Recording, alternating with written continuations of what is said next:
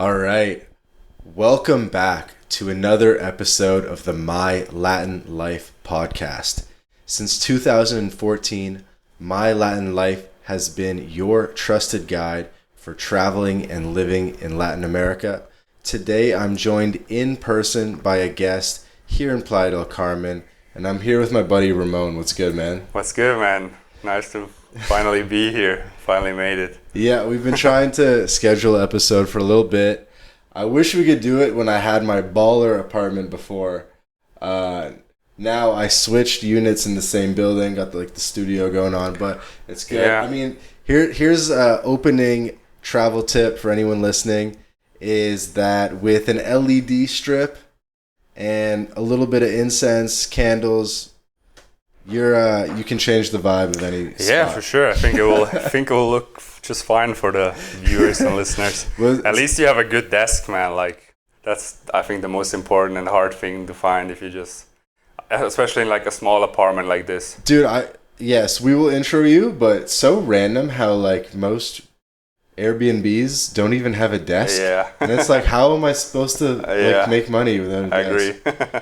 Makes no sense. Especially Okay. the small ones, yeah. So I almost don't even know how to give you a full introduction. Sure. My boy Ramon here, we first met in Panama City. So we met in Panama at the Selena Hotel in Panama.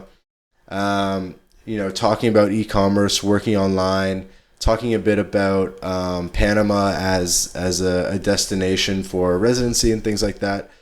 And then we also met up in Bocas del Toro. So we met up on the Caribbean side of Panama. Exactly. Also in the Selena, another branch of it. Basically, chilling, visiting some islands, island hopping on boats and stuff like that, which was dope. Yeah. And then so now we've met up, I guess, in a third city now in Playa del Carmen, which is dope. So Ramon here. You also go by @RG on Instagram when it's not deactivated. Yeah, I used to. Let's leave it like that. Are you gonna sell it? We can go into that a little bit later. if you want. Okay. Yeah. So he's got a mysteriously valuable Instagram handle. You're from Switzerland. Yes, I am. I basically grew up in Switzerland. I am Swiss citizen. Yeah. And you are big in the e-commerce space. I guess drop shipping would be maybe a good way to describe probably one of your core competencies in the online space would be drop shipping.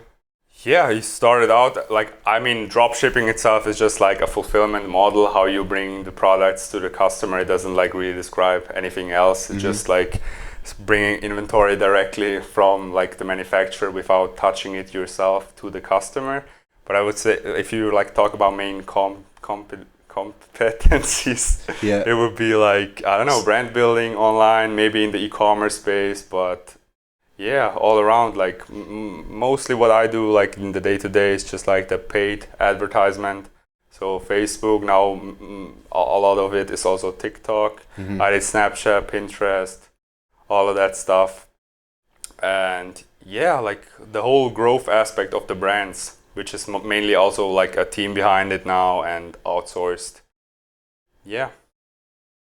Unreal. And I want to get into this in quite a bit more detail. For sure, yeah. This is the thing when you meet digital nomads is you just go, oh yeah, I'm an internet marketer. Yeah, I work in e-commerce. Yeah. And you just sort of leave it at that and everyone just sort of chills and drinks beer and goes out and never like fully discovers what people like are actually good at or what they're actually working on. For sure. I almost feel like every nomad is like working for their own like thing, but like together with other people who are also all working on their own random thing. Yeah. So it's kind of funny. And but I don't know, dude, something about you just tells me that you got some like Elon Musk level shit going on that we're really interviewing. For sure. Someone who might be the CEO of a Fortune 500 company someday.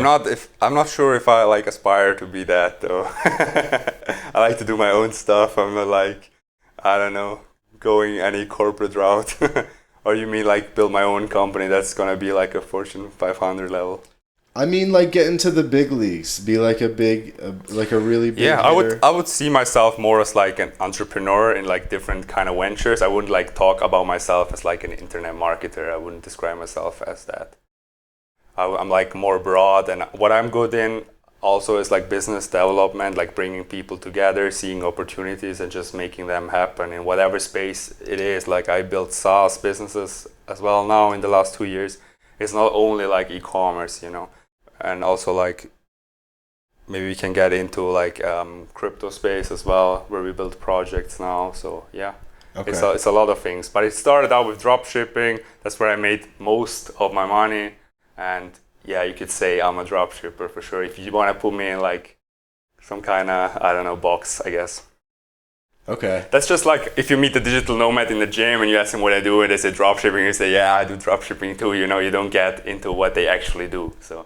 Right. And I think if you do any of these skills, you really learn a lot about SEO. You learn about paid acquisition and it sort of expands into different areas, and then people sort of move niches a little bit, but a lot of those skills transfer over and everything. For sure. So I think people listening can probably tell that you're definitely like a smart guy about this stuff, and you're not like a fly-by-night, like get rich quick dropshipper guy. You're kind of like a smarter business guy, and I feel like you definitely have authority when it comes to the online space. This is the My Latin Life podcast, where we do want to like wrap things around to Latin America. Obviously, we talk about e-commerce, working online, becoming location independent, and that stuff's big. We talk about residencies and all that stuff. We talk about like people who have made a move from, you know, cold, depressing cities in the north down to warm, sunny Latin America, $1 beers, palm trees, you know, walking distance from the beach. Agree, man. Yeah, for sure. So how did that all like get started with you with the travel aspect? So the travel aspect in general, or like how I ended up in Playa? Whatever came first. Yeah, for sure. So me personally, I was a traveler for like a long time, even before I was like financially independent. So I studied. I was in university. I was actually 2 times in university. I'm a 2 times dropout, which is also a funny story. No way. Yeah. From the same school? No, not from the same school. Okay. No, I just first enrolled in computer science, which I liked. Like I was programming since I was like 14. I was trying to do that stuff. Mm-hmm. But you know, like the university was just like too theoretical. It wasn't like anything like building practical stuff. I'm more like a builder, you know, when I do stuff. And I was in a super, I don't know, like a super science driven school where like I had like, basically I only had like 4 subjects in school and like 3 of them were math. So, and after dropping out, like that was actually like when I went to travel for the first time for like a really long time. Like after I dropped out the first time out of university, I went to Asia for 6 months straight. Mm-hmm. I went to Thailand, Malaysia, Indonesia, Singapore. Yeah, the most time I spent actually in Indonesia. In Bali and stuff. Yeah, mainly in Bali. I fell in, like at first when I arrived in Bali, man, I didn't fuck with it at all. I'm sorry if I can't swear here. I believe it. I believe it. Yeah, for sure. I didn't like it at all, but when I came to this town called Canggu, which is like super famous for digital nomads, I saw all of these people living the life. Chengdu, which is like Canggu. Part of Bali. It's a part of Bali. And people were surfing. It's the main, like there's a couple digital nomad hotspots on Bali, but like Canggu is the main at the beach with like the surf vibe. Yeah. And people are just there, like having their businesses online, living the life, the cheap, like, I don't know, like your money goes around 9 times more, like more far in Bali than in like Europe. Like like in America, like $1 is like equal to $9. I read a study about that. So, yeah. And so you were traveling first before you were making money online? Yeah, I did. Like I went backpacking a couple of times. Like I was in Asia like 3 or 4 times just backpacking with friends, with my ex-girlfriend. Yeah, I was an all-around traveler basically. And then I enrolled in university my second time, which was business school. Yeah, but just like after I was actually in the business school for quite long, almost 2 years. But like during my first year, I just like saw where all of my like colleagues and like the other students were going. They basically tried to like go into this corporate route. It's like it's like one of the best business schools in Europe, and most people try Which to go. one is this? It's called University St.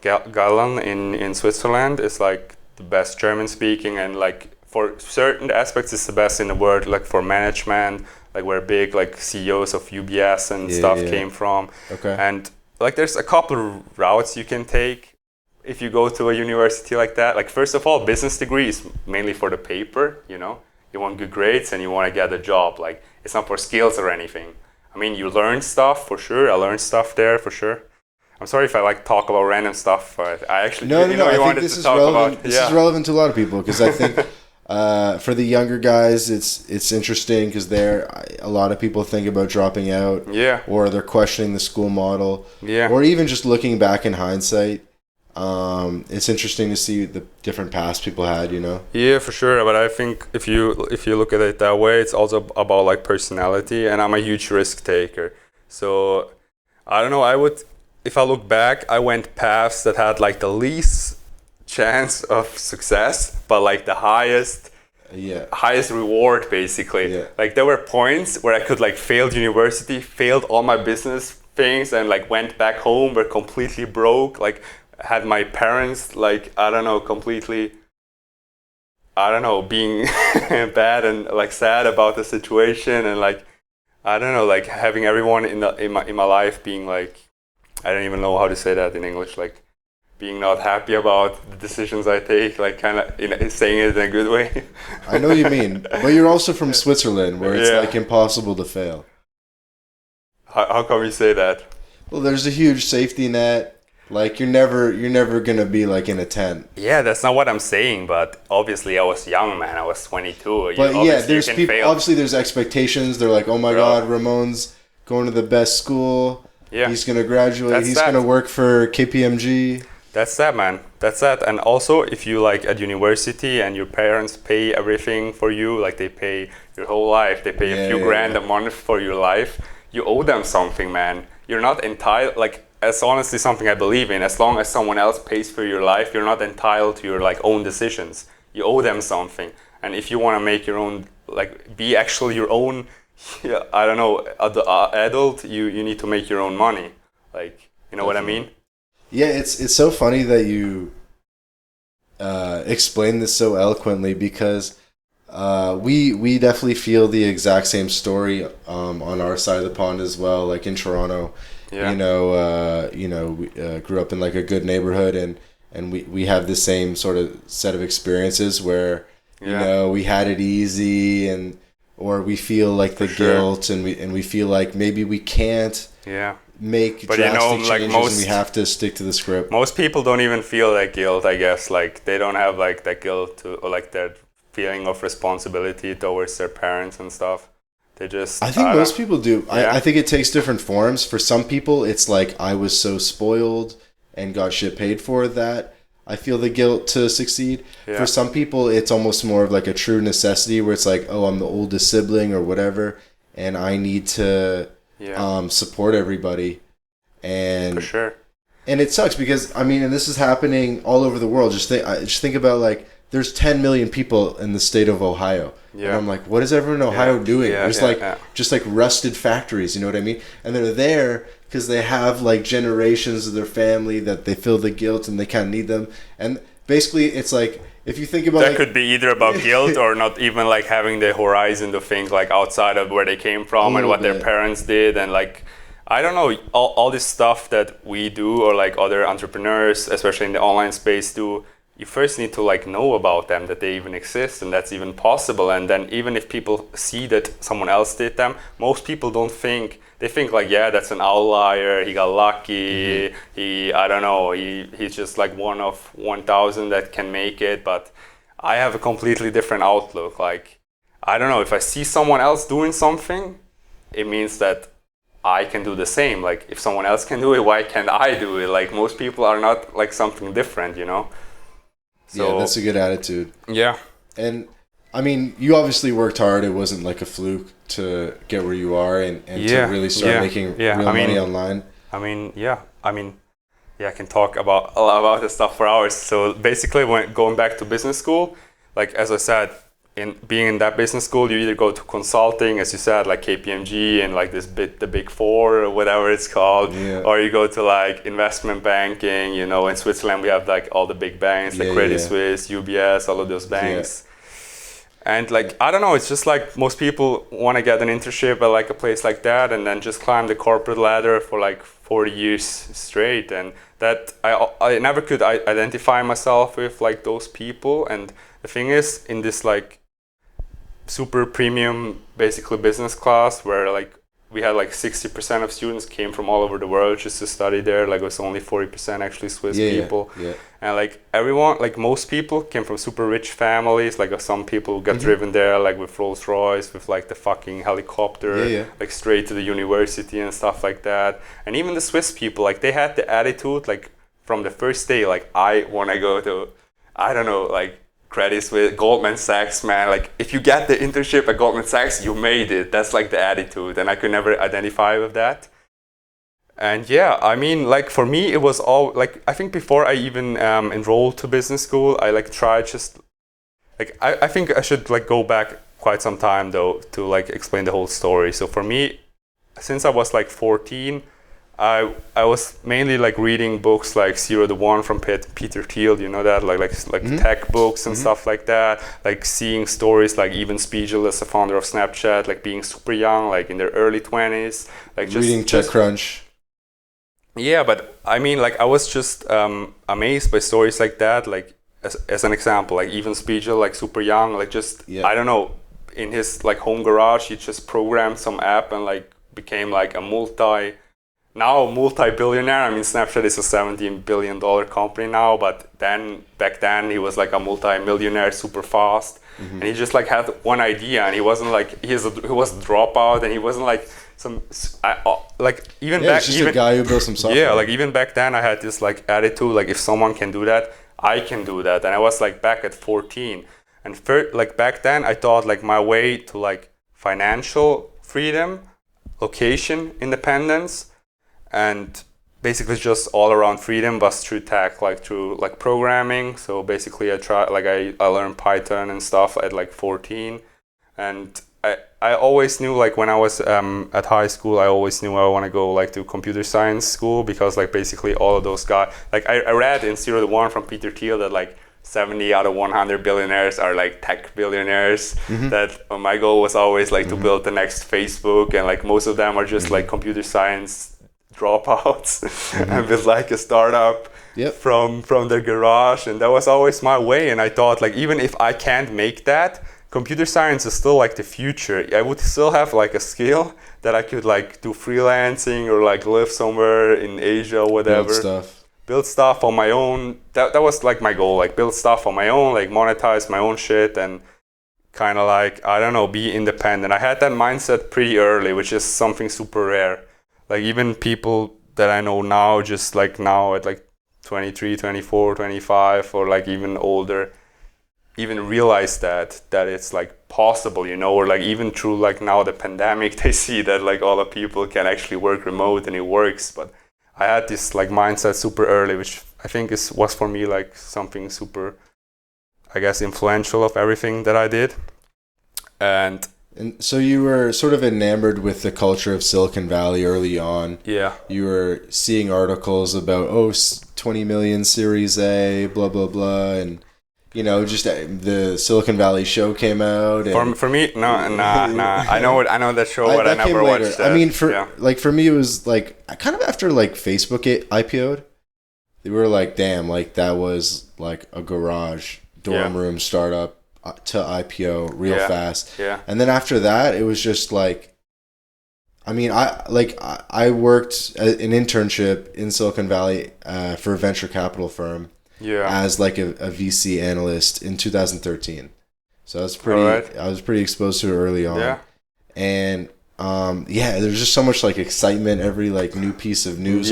For sure. Like Uber was like still just like raising money and shit. Yeah, but just to turn back, or like to go back a little bit on that, for me it was less about like whole Silicon Valley, but more about that I knew I want location independence. I want like be free about like money stuff. I don't want to be like tied to like, I don't know, some employer paying you.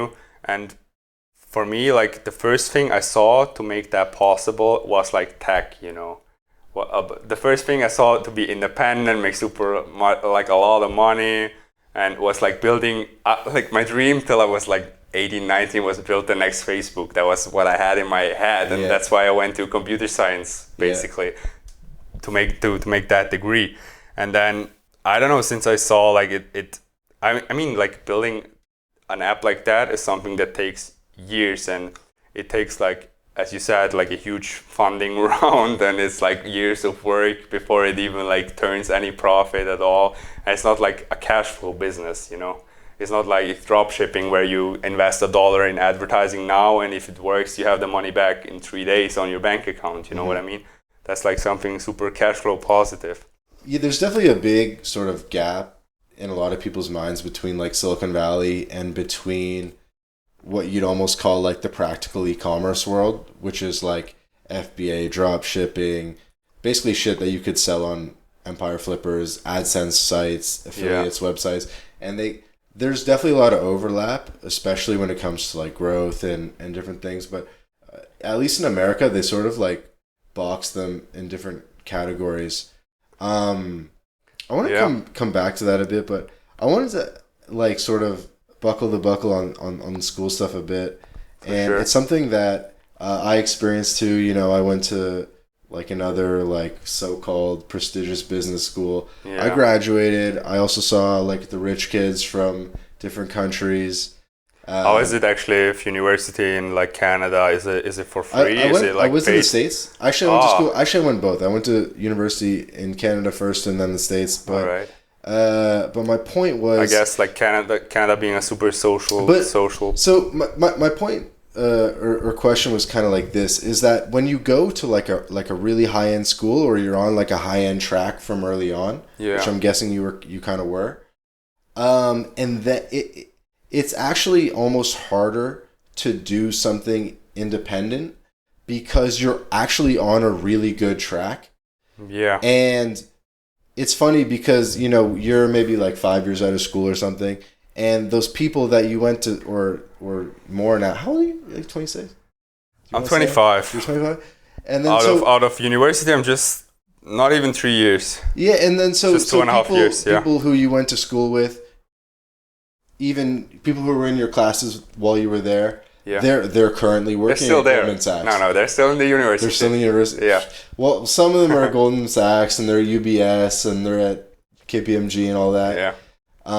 I guess arguably you probably did, or you're like maybe arguably like quote unquote more ahead in some aspects, but it's almost like do you feel the pressure? I mean, like to be like in the 1% at my age in the United States, you need to have like a net worth of 80,000, and I'm like 15 times that, or like even more, like 20 times that. So I guess I'm ahead like by far over them. But yeah, that's just one measurement. I mean, that's not everything in life. I mean, you should go down the way that like fulfills you and like, I don't know, makes you happy in the end. I guess happy is like a weird word. You don't know what it means. It means something else for everyone, but it was definitely not my path. Wouldn't have like fulfilled myself for sure. For sure. And so like how did you, like, what was your first like big success in online business? Yeah, so going back to that, I guess. So I think at the time when I enrolled to business school, I started trying like all kind of ventures online. Like I came across the concept of drop shipping in like 2016. I saw some guy called, if you know him. I'm actually friends with him now. I speak to him quite some time, but he was a YouTuber very early on. I'm talking about drop shipping. I saw him like 2016. It wasn't like, at first you see that stuff, you don't think a lot of it, you know, you think it's probably a scam or something. And I think a year or so went by, 2017, I tried my first stuff and I was failing. To cut it short a little bit, I was failing for like minimum 1.5 years in drop shipping. Like it was kind of an on and off thing, you know. I tried some, and like in hindsight, it was also because I didn't have a clear strategy. I was trying this concept from this YouTuber, then I jumped to this method, like Instagram influencers, then Facebook this strategy, Facebook that strategy, then organic SEO kind of shit.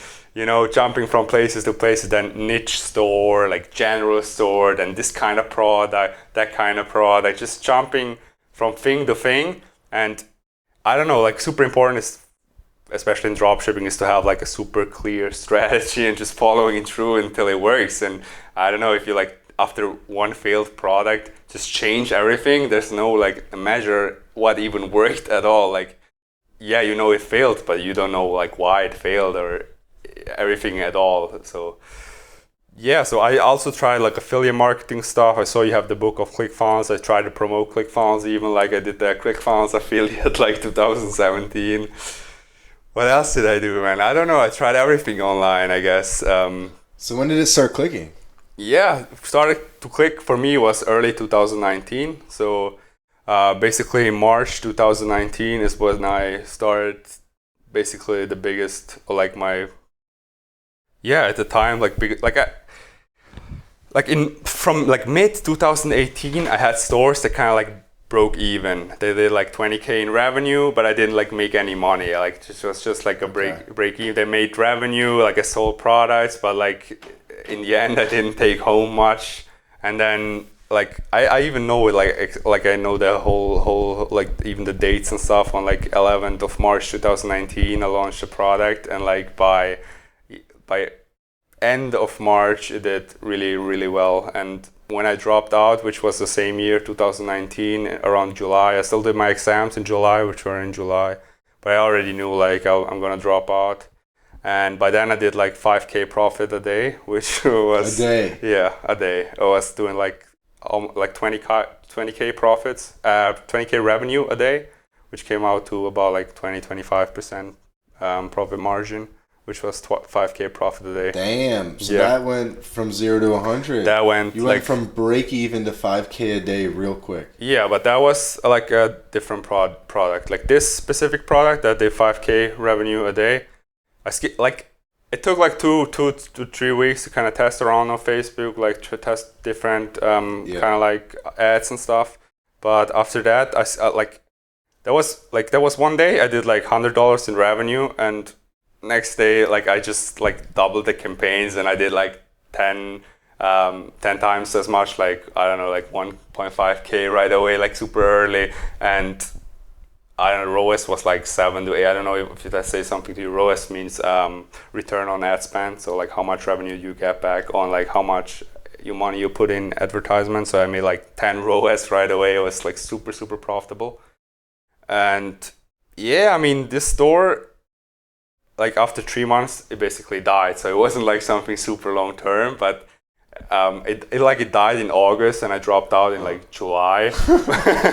But why did it die? Were you like capitalizing on an event? No. It died because it's something called ad fatigue. So basically you have a niche or like an audience of people, and if you just scale, like you burn down your audience. You just scale horizontally through the whole audience with only one ad. Like I didn't change it. Like I was basically a noob, you know, like I was in e-commerce space for quite some time. Yes, I made it work, but I didn't know about all that stuff, you know, like rotating the ads, like testing other stuff, like scaling like broad, you know, like testing other kinds of audiences, doing like something called lookalikes on Facebook, which like Facebook algorithm takes the data and like finds new purchasers for yourself. Basically, I didn't know about all that stuff, so I scaled it super hard. This store did around like 600K in revenue in like 2 months, and then just died, I guess. But I was like sitting on, I don't know, like 150K profits in like not even 3 months. And for me, like back then I had the mindset, even if I'm able to make like 2K a month profit, I can just go to Bali and live like a good life, you know. Sure. I don't know, at least I don't need to be in this fucking university. At least like I can leave. At least I can work on my own stuff. And as you said, you start to build all of these skills, you know, this like, I don't know, like being a good Facebook media buyer is like a super high ticket skill. Like you could even charge as a freelancer, you could charge a lot, or you could start an agency. Like a lot of people that I know that started dropshipping at the same time but kind of failed, turned those skills into like agencies, like copywriting agencies, Facebook agencies, I know website building agencies, whatever, like so many. Yeah, Shopify guys.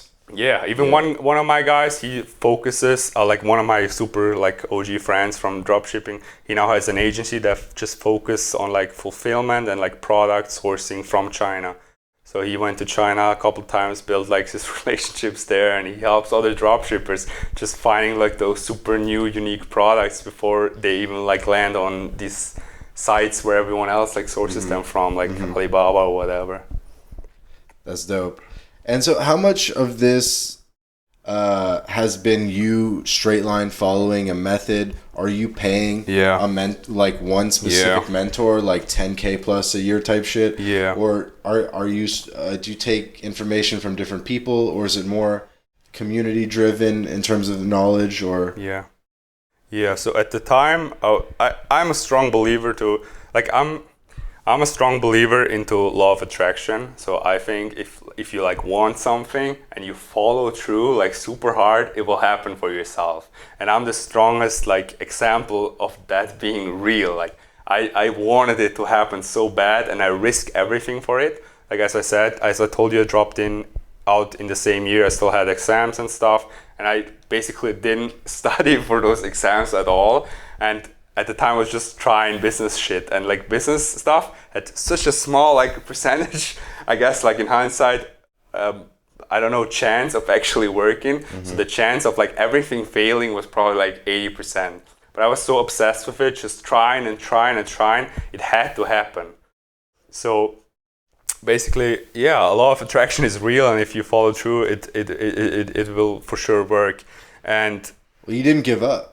Yeah, you were grinding for like 2 years plus, not making any money, right? I was grinding, and coming back to your question, I was obsessed. Like I was following every YouTuber. Like I watched every fucking video of every dropshipping YouTuber for like 2 years straight. Like I could tell you everything about everyone, about like the lives of every fucking dropshipping YouTuber from 2 years back. Yeah. Like I know every detail about them. I was in like every group that existed. I tried to connect with everyone in the space, I guess. Yeah. And I also tried mentors. Like in October 2018, I actually like just before my success, I hired some, I don't know, dropshipping kid that was like out in LA flexing with cars and stuff, acting like he made it, I guess. Maybe he did, who knows? Basically, he scammed me. So I just paid him like 1K or like 1.5K or something, I guess. And could be worse. But after I paid him, like he never replied to me again. And that's also something to mention. Like I didn't have a lot of money. Like at the time that it started working for me, I had like 1K in my bank account. That was all the money I had. Like even when it started working, like this drop shipping, how the cash flow works is you sell a product, then it goes either to PayPal or Stripe. If it goes to Stripe, you have a hold up period of like 7 days, but usually you need to... It's a cash flow intensive business. Yeah, if you don't have money, you can run into cash flow issues. Yeah. So basically, my cash was like hold up in Stripe and PayPal, but I needed to fulfill the products, and I didn't have like money to fulfill the products. I would needed to wait for them to come out. But basically what I did, like I just lended like money or like borrowed money from family and stuff to like fulfill. I just showed them, like I have 5x return on my, I have orders. If you just pay me now, I'll pay you back like in a week or whatever. Like invoice financing. Yeah, that's what I had to do all the time. And then coming back to your question, as I said, I was just following all those people, but jumping from strategy to strategy which was an issue. And then in March, I started to work with another person, which was kind of like a mentor for me, but also just for like very, very short, around 3 months. But he wasn't even like a crazy expert. Like he wasn't like making crazy money, but he had some clients which found products that worked for them. And out of this, he kind of like streamlined a process. So I think like e-commerce is a super creative creative like business and space, and there's so many things that can work, but you just need to like find something and just follow through with it. And he kind of like had this plan, you know, what kind of products to find, how to test them, and I just... So this is the guy that finally you found the method. He was just a guy that presented to me a streamlined process that I would need to follow now. And is this the, he's from the East Coast of United States. I'm not actually in contact with him anymore, but yeah, he was my mentor for like 3 months. As I said, he wasn't like anyone that had like crazy results, but he had clients, and he also had this one Skype group. Like I don't know who even does that anymore. Like a group on Skype. That's funny. That's super funny. He had like 30 of his students in, and he like charged everyone like $500 a month for something. And he had like the thing that worked out for me really well is that he had a streamlined process, and like it didn't allow me anymore to jump from this guy's method to this guy's method. And he was just doing Facebook. He was just like choosing these kinds of products and these kinds of stores. And I mean, it's a super creative business model, which is great, but it also, adds so much complexity. You can do this and this and that and this, and I don't know, if you don't isolate... There's a lot of variables. If you don't isolate the parts, you never know what was the point of failure, I guess, so. But yeah, he had, like, to cut it short, he had a strategy. I tested like 3 products, like So if I had to guess, you're doing like high ticket products, definitely over $300, maybe over $1,000 typically. Nah, that's not correct though. No? I would say most dropshippers do like $20 to $60 products. Yeah. But this product that worked for me was the price was $99.99, so $100. Okay, so you're doing $100 products. Yeah. Sourced in the US or sourced abroad? Sourced in China.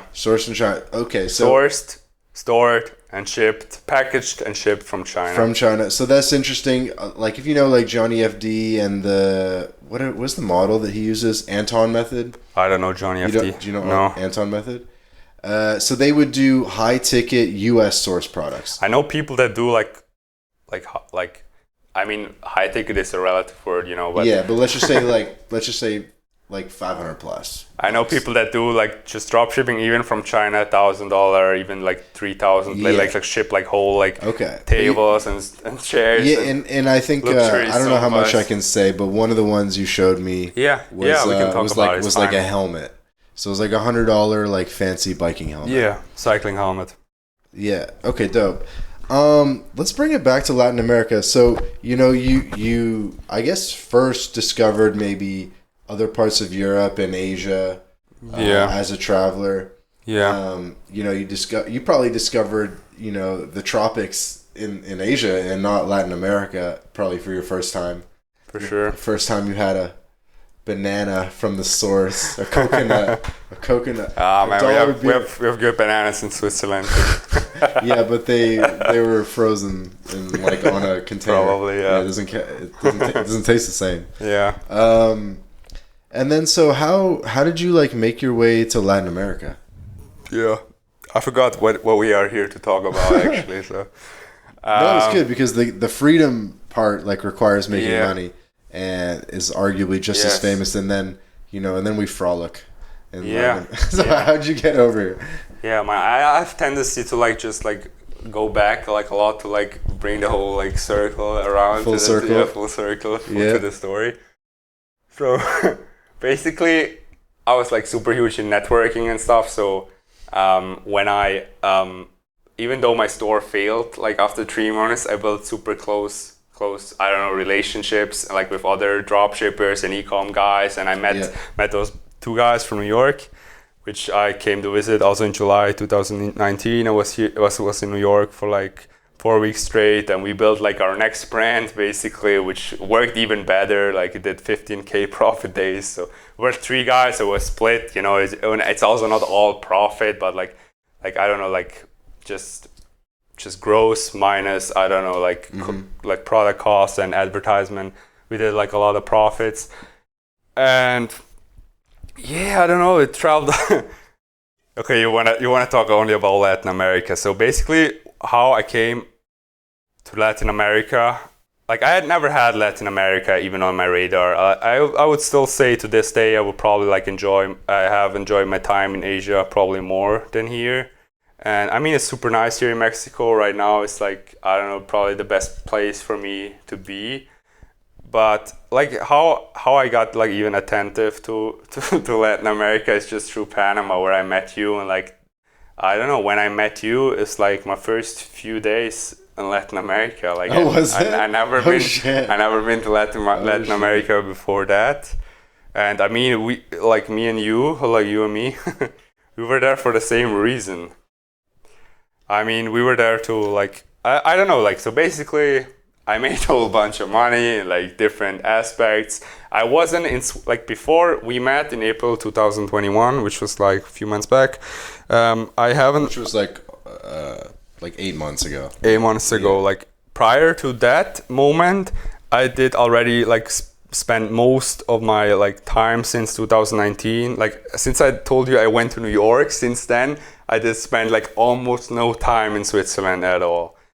But I was still a tax resident in Switzerland. So I had my company in Switzerland.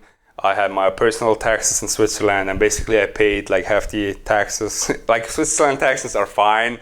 But if you get like into the highest like caliber of taxes, bracket is still not fine. You know, it's still like a lot of money. And I guess if you live there, if you enjoy like the infrastructure and stuff, then it's fine to pay, I guess. I don't have anything against taxes at all, but for me it was just I wasn't living there. I wasn't spending any time at all there, and like just I don't know, like this whole thing came up where you can like optimize your life, like build your life around places that like are more optimal for your financial situation. And you found the Staatenlos Facebook group. Maybe I'm pronouncing it wrong, but sort of like a German language digital nomad group. Yes. And they get into some of this stuff. Yeah, so there's actually like, again, man, like all my stuff like have ties back to like when I was like 13 or 14 or whatever. Basically, when I was 14, I started, or like, no, that was actually when I was like 15 or 16. I started going to the gym really heavy. Like from like 16 to 18, nothing, or like till 19, nothing else I had in mind. So like lifting, like powerlifting, like gym, like stuff like that. There was one guy, like a Swiss YouTuber. He was like a fitness YouTuber, and like a life YouTuber, and basically was traveling as well, like all around like the world basically. And yeah, so he kind of like left Switzerland as well, and he was in contact with this guy from Staatenlos. In German, it's called Staatenlos. Basically, Staatenlos, he's what he does. Like the guy, what he does. His name is Christoph Heuermann. He's actually here in Playa. I'm meeting him tomorrow, which is funny. The founder of the Facebook group. Yeah, the founder of the company Staatenlos, his Facebook group. Okay. He was basically my main advisor for all of those, like, I don't know, moving abroad and like tax optimization. Mm-hmm. So what he does, basically, he helps mainly Germans and Austrians, but also Swiss people to like, I don't know, move abroad or like leave their country to like, not only Panama, but you know, like all places that they want to either move or like are optimal for their specific situation. Right. Even in Europe, I guess. Even in Europe, there's great places. Maybe Bulgaria or something. And even but even if you don't want to like leave your home country, there's a lot to do in terms of like companies, taxes. Sure. Like what a lot of Germans especially do. And they build like foundations in Liechtenstein and stuff. He helps with all kind of like tax and business optimization and stuff like that. And you're just obsessed with business, and so you enjoy reading about some of this like optimization stuff. Yeah. So me personally, I'm obsessed with everything basically. If I read about something, I get obsessed with it. Yeah.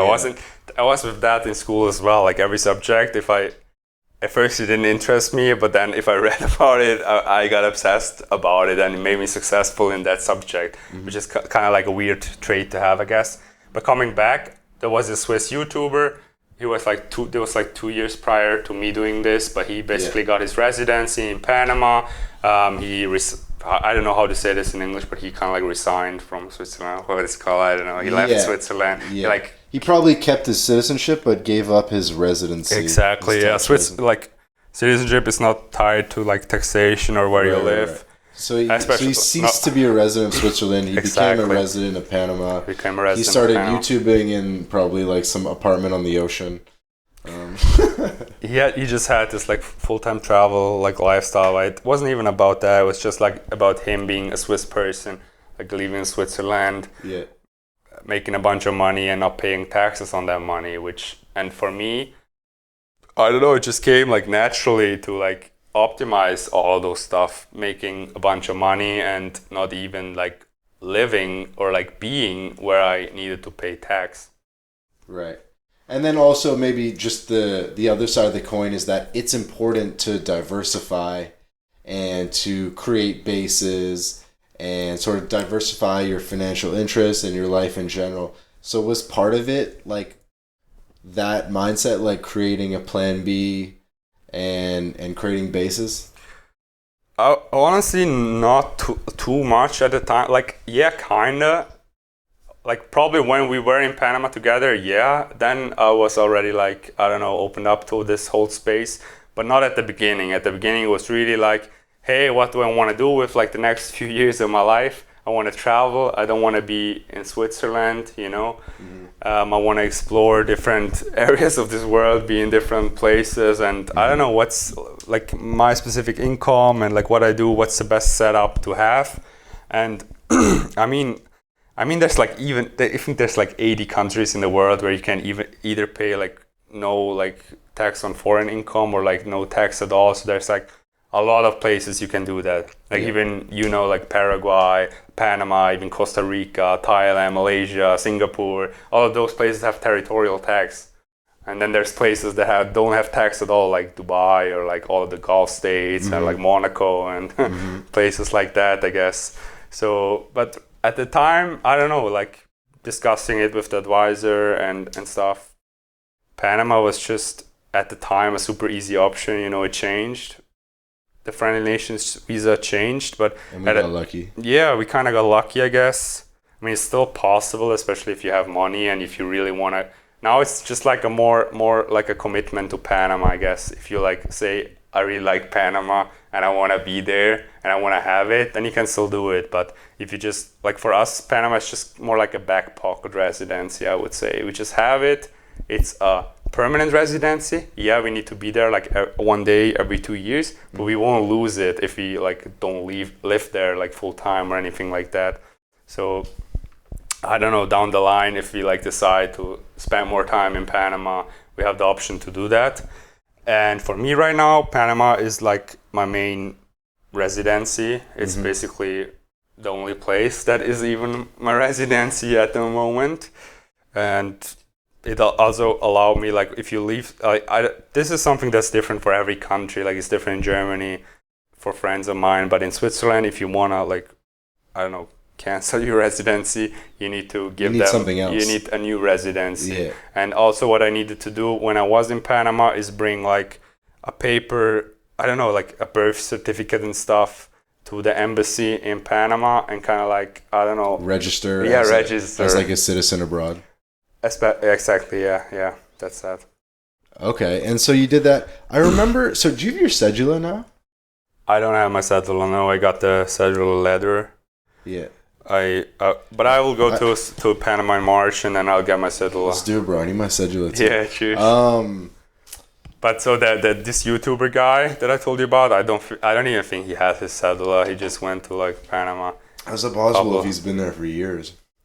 Yeah, so he probably has it. So there's no downside. So you know, like Panama prior to like August this year was super easy to just get as like a first option, and then you either have it in your back pocket or you keep it as your main option, or I don't know, if you down the line you find another option, it doesn't matter. Like it was cheap, it's just like 5K commitment and you have it. And like especially for Europeans, I know it's not the same for like American citizens for sure, but like for people that don't have like taxation for citizens, it's like the amount they save in taxes if they don't spend time in their home country compared to like the setup cost is super minimal.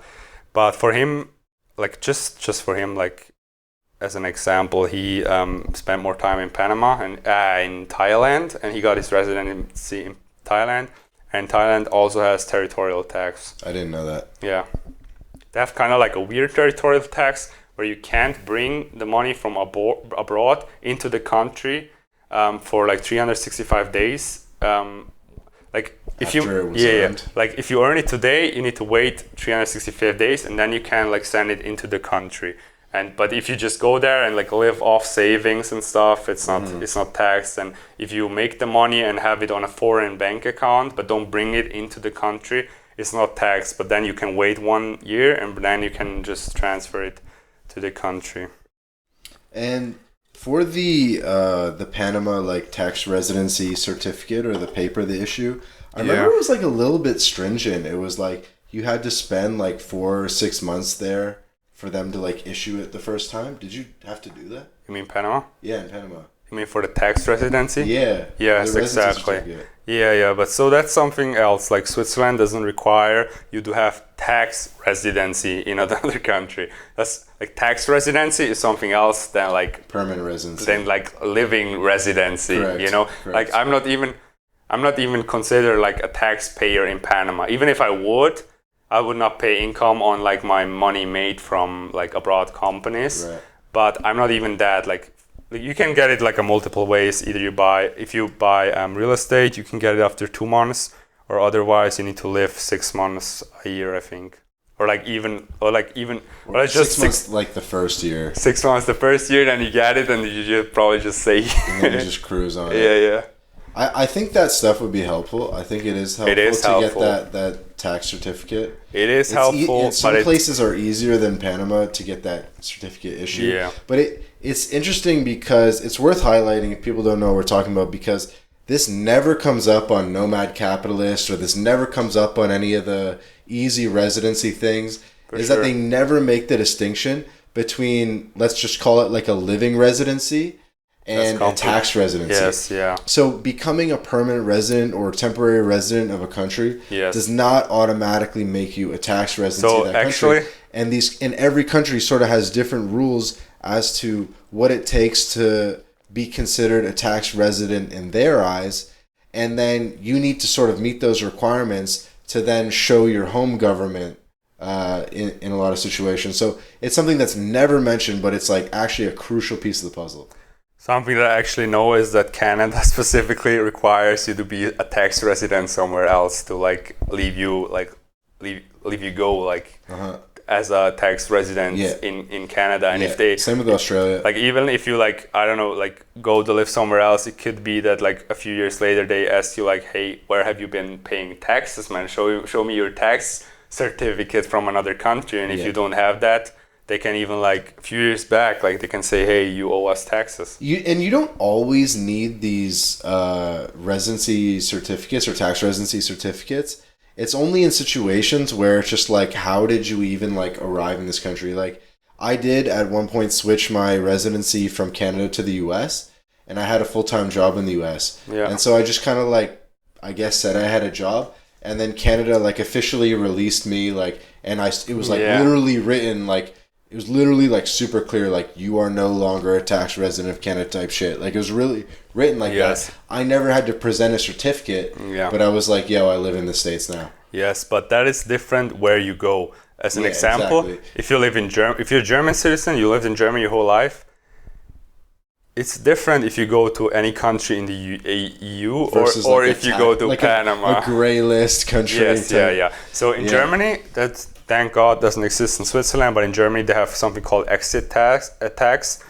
So basically, if I would have a business in Germany that is like worth, I don't know, that has some kind of worth, at the time I would kind of like leave Germany. They would like evaluate my company and say, hey, this company is worth $1 million. Since you won't live here anymore, we will lose tax money if you would ever sell this company. So at the moment you will leave this company, they will tax you right away.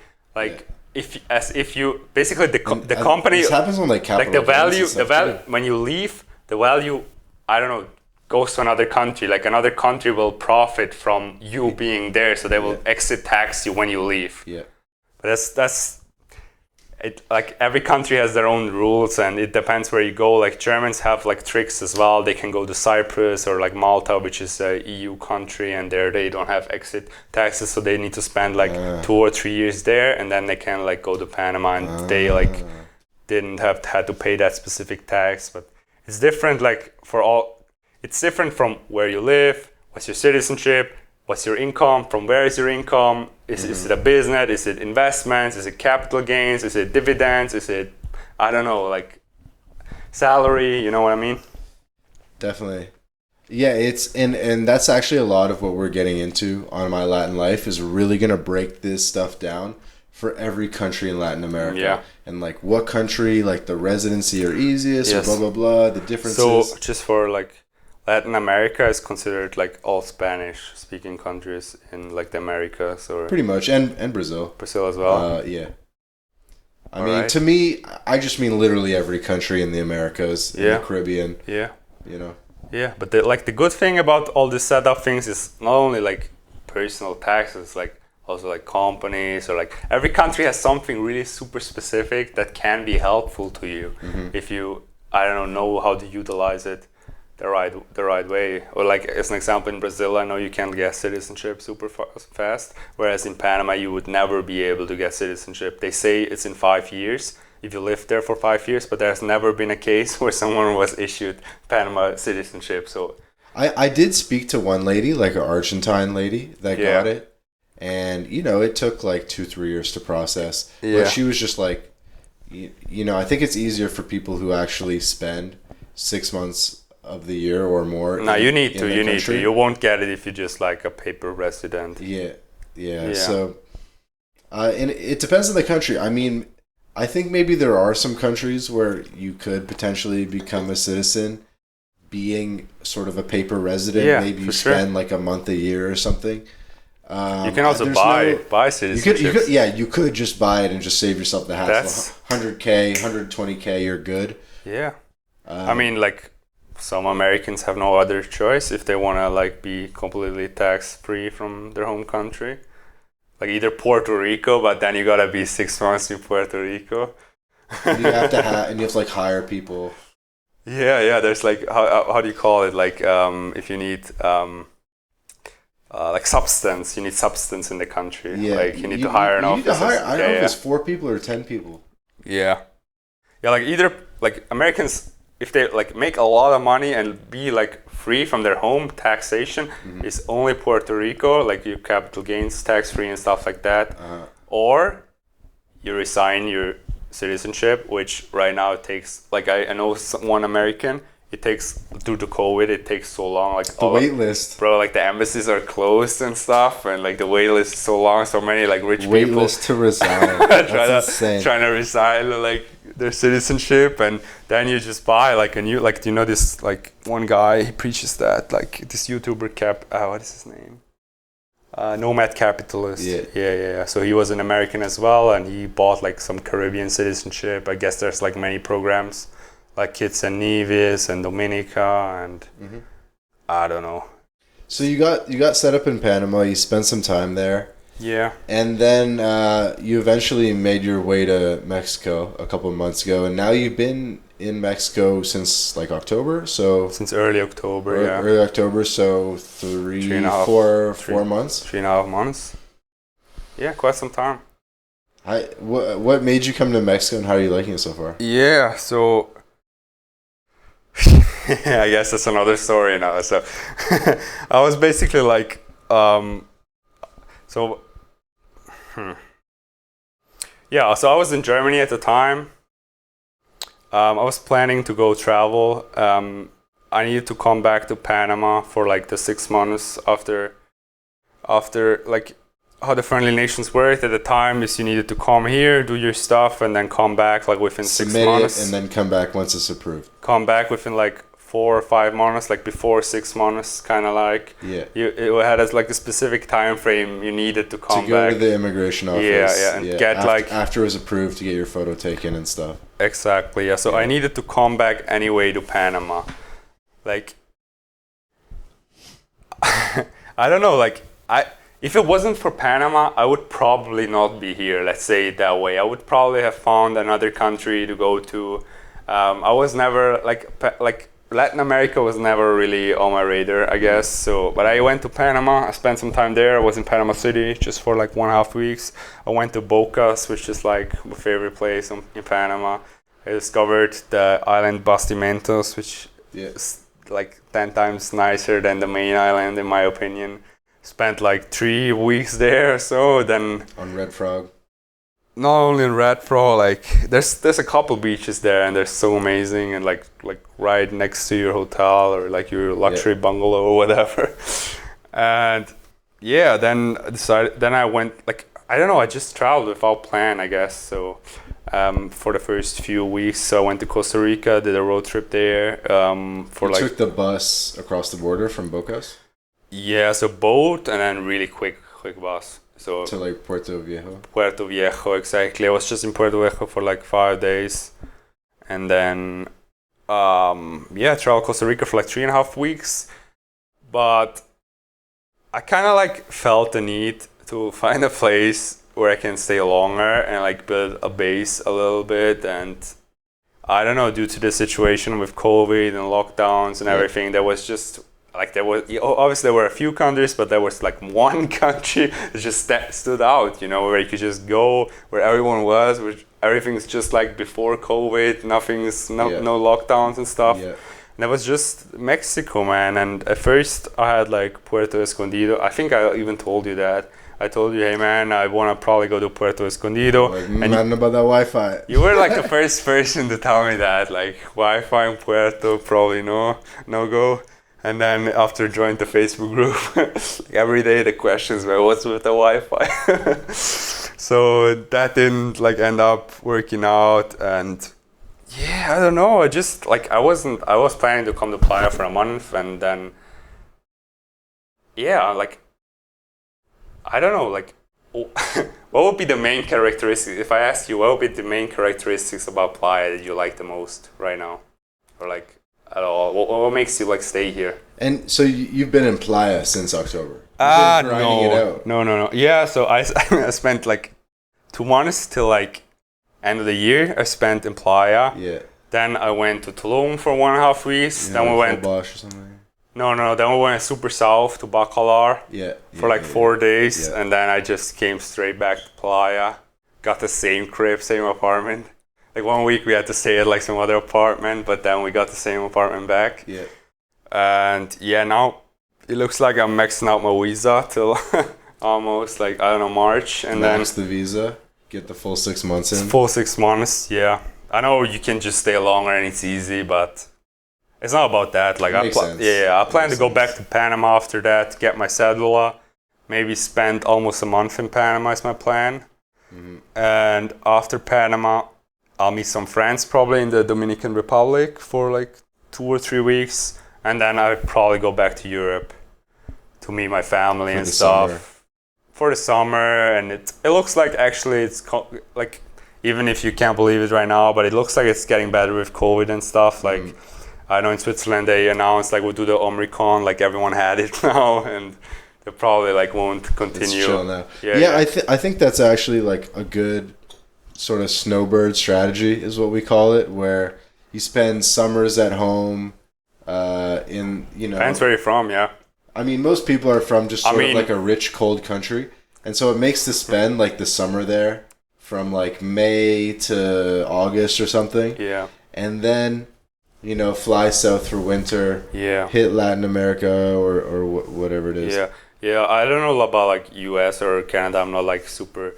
I don't know that countries that well, but like summer in Europe is like one of the most amazing things. Yeah, it's good. Like Europe is like Spain, Italy, it's probably like south of France. Greek islands. Like Greek as well, man. Like everywhere, like even Turkey or like, I don't know, like Croatia or whatever. It's like the most amazing places. You can spend like the months of June, July, August, September, even until like late October or something. Yeah. So I really like Europe. Like it's... Yeah, but Switzerland specifically, that's also a rule that I can only spend 3 months a year in Switzerland. Like that's also like different in every country, but Switzerland specifically for citizens, it's only 3 months. So after 3 months, I would like like it's not like 100% necessary, but after like 3 months, I could like be questioned as a like a tax resident. Like you can't like just resign and then spend like a lot of time there, I guess. So exactly, buy a friggin' house or whatever. You can probably buy a house, and no, you gotta keep the ties to a minimal. I know what you mean, but it might like you can just like build like I still have my company in Switzerland, you know, so I could still like buy a house or like have a car under the company or whatever. So it's true. Yeah, but I know what you mean. It's like also that's something like I was considering like maybe down the line have a base in Europe, and I'm considering maybe in like north of Italy, a part of it, which I really like, because I live in like super south of Switzerland, which is like just half an hour across Italy, like over the border. To like Como and stuff. Yeah, like Como is super close, so I like this area, but that's also like that's something I read online on like Wikipedia about international taxation, that Italy taxes people if they have ties to Italy, like citizens if they have ties to Italy, but their main residency is in like a tax haven. A tax haven. Yeah, I read that too. Yeah. So when they know that you have like residency in Panama as an Italian, I mean that's something I didn't even tell in the podcast, that I'm an Italian citizen as well. So that's why. But other countries is different, you know, like Germans can spend a full 183 days in Germany. I think I'm gonna implement a similar strategy potentially in the future, where I'd spend maybe summers in Canada where everyone's happy, the weather's good. Yeah, winter everyone's depressed and shit. Yeah, you just leave. And then you know, typically traditionally Canadians have always done that. Like for our parents and grandparents, they'd have a place in Florida, in like Fort Lauderdale, Miami. Yeah. Maybe they'd be on the other side in Arizona or in Southern California. Yeah. But typically, a lot of like rich Canadians had a place in Florida back in the day, and I guess now as digital nomads, and just how the world's getting smaller and Wi-Fi's getting better, we're feeling better going a bit further afield, and actually instead of, you know, if you're taking a flight anyway, like. Mexico's no further than, it's the same distance Florida is the same distance of Mexico, so bro, we might as well go to Mexico. I mean, for me it's like a different thing, but I guess like the same thing that is for Germans, like Mallorca in Spain, is like for Americans, or like especially East Coast Americans, is like, I don't know, Tulum or like Cancun or. Yeah, I mean, there's spots. I mean, it's Colombia. I mean, there's a lot of spots on sort of like the.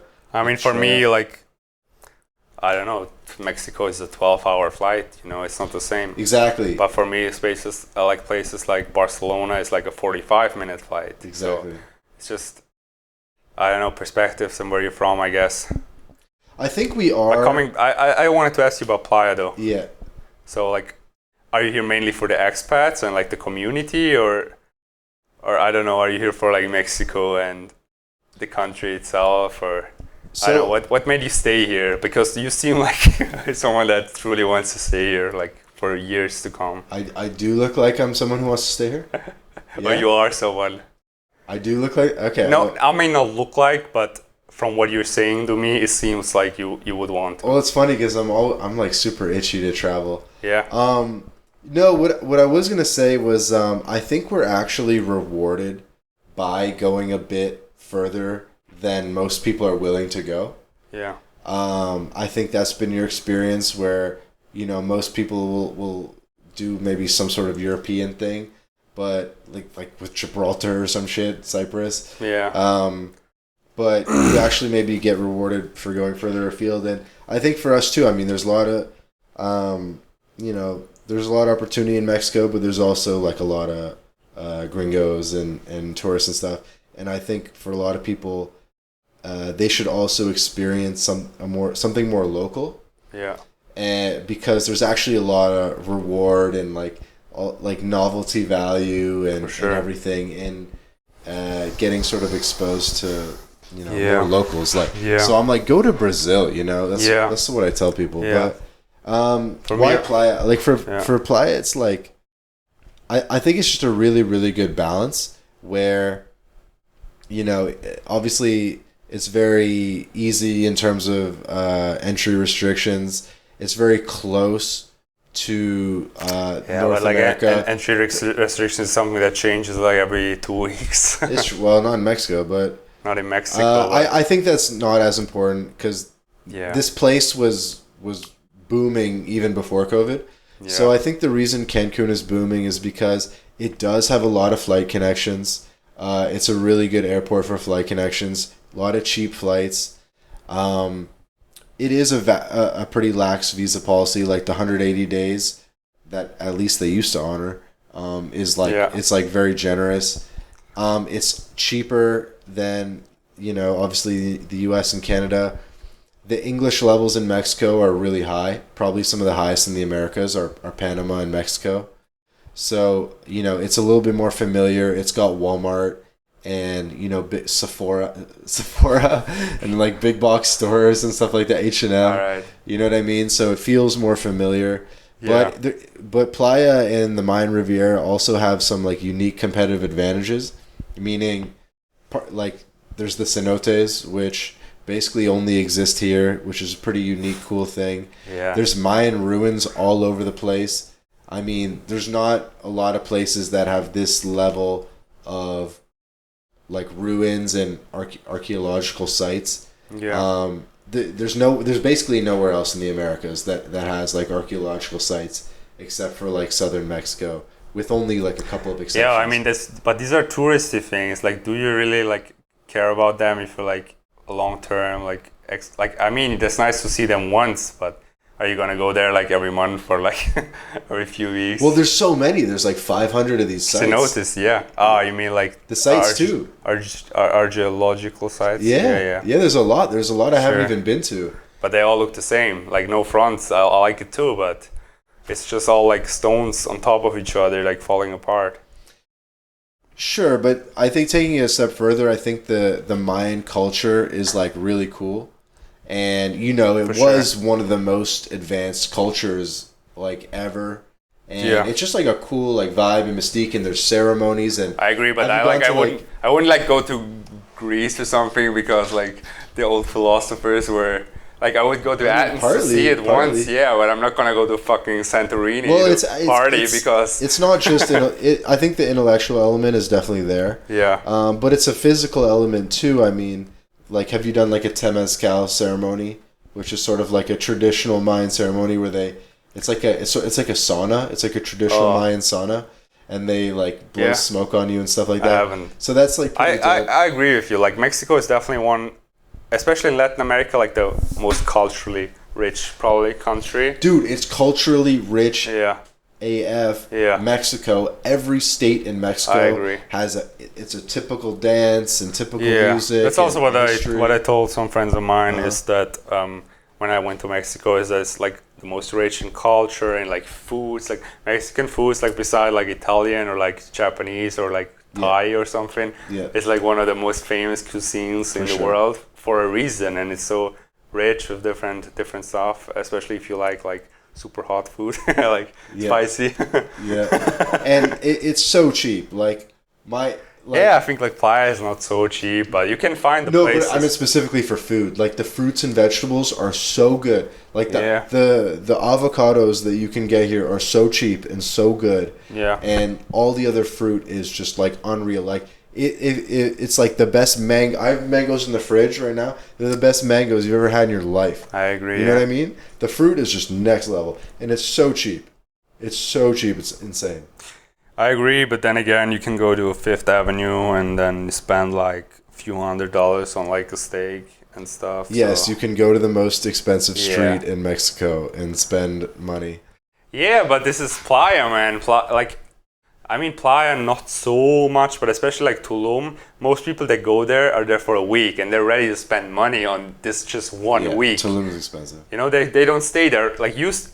Also Playa, man. Like, I don't think like most people spend here, live here like for a few months. They just come here for like 2 weeks, spend a bunch of money and fly back. I think it's a mix. I think it's actually a good mix of both. Yeah. I think it is good to have some tourists and get like some flow.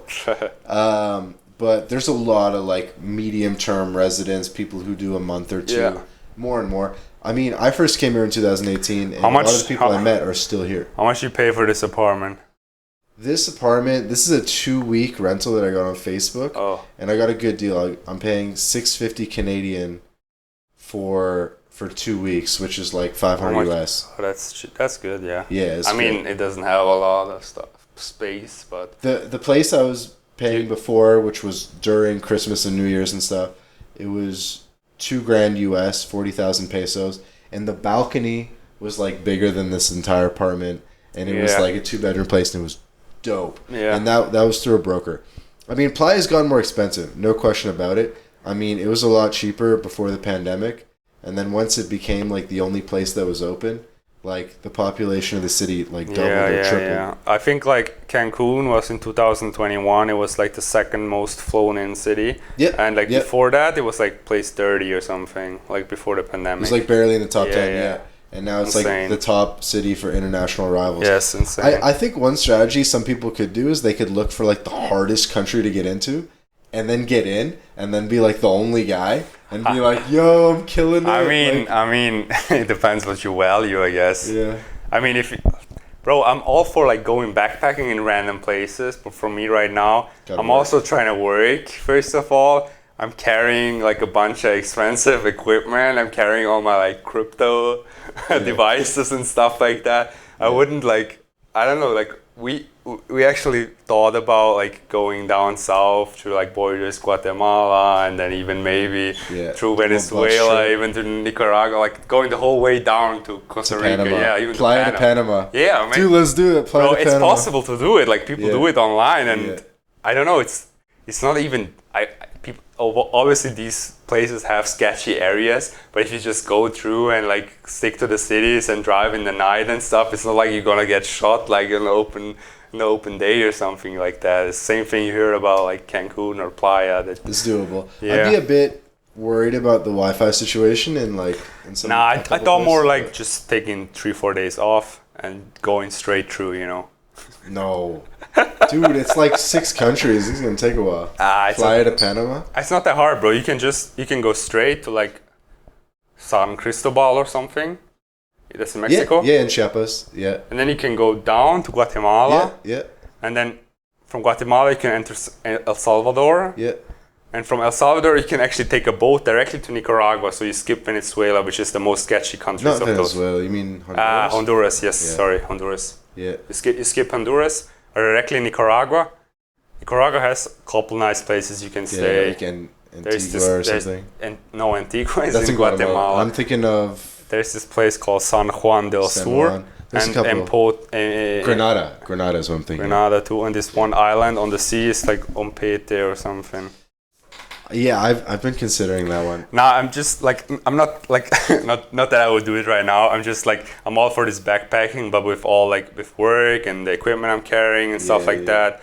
I wouldn't do it right now. And I also like, since I left Switzerland, there wasn't even like so much time going by, and I'm still it didn't went by so much time, and I still have my company in Switzerland. I'm still right now doing like the last tax stuff for like last year and stuff, so I'm still carrying like a lot of documents and like one bag of like other receipts and shit, so which I will hopefully need for the last time. But I don't know, like I would love to, and I have a huge suitcase which is like super super not good for like backpacking.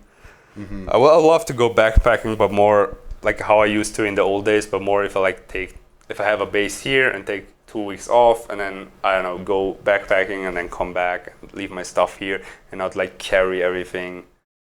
I think it's good to focus on the grind for certain periods of time, and yeah, I think that's one of the good things about Latin America is you can just post up, pretty cheap rent, good Wi-Fi, just chill. You can get everything done for you. You can get a maid or a cleaner, whatever, like super but you cheap, can get and just get that in a lot of places in the world, I guess. Like Asia is even cheaper, in my opinion. Yeah, probably. Yeah. It's probably the other place that's doable. Yeah. Like, I know a lot of people also, like, that's another discussion, but I know a lot of people that, like, are super, like crazy travelers that, like, visit, like, 40 countries a year and, like, are in each place for, like, a few weeks, and then they just go to the next place. And like I don't know. I think I used to think that I like this, or like the idea of it sounds great, but in like in it's practice, better an idea than in practice. Yeah, in practice. And you're running a pretty big business at this point. You know? Like, yes. If you don't respond for like a day to shit, like I mean, I can take time off and like it's fine, but I don't even want to, man. I'm like in the best period to grind in my life, probably. I think so. I want to be retired by 30, bro. I don't know what your goals are, but that's one of my goals for sure. And I like, even right now, I like what I live for is a lot of like just crypto investments. And this is stuff that I'm only able to do because I have money and because I have a cash flow business. And I definitely, I don't know, man. When I definitely want kids and stuff. And when I have kids, I don't want to be like, I don't know, have this like, only focus on work and stuff, you know. I feel like I want to grind when I have kids because I'll have nothing to do but just like sit at home and just like semi watch them, semi work. I agree, bro.